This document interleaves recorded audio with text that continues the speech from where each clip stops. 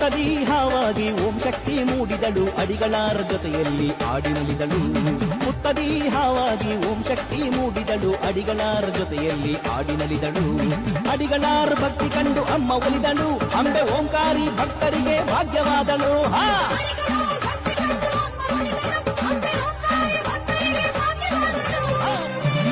ಆಗಸವು ನಡು ನಡುಗಿ ಮಿಂಚುಗಳು ಮಿನುಮಿನುಗೆ ಮಳೆ ಹನಿಯ ಮುತ್ತಾಗಿ ಶಕ್ತಿ ಬಂದಳು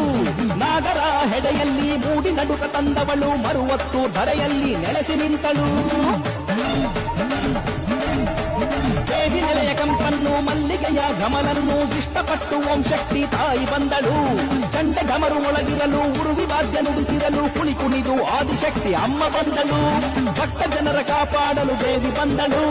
ಭಕ್ತರೆಲ್ಲ ಭವನೆಗಳ ಹೀಗೆ ಬಂದಳು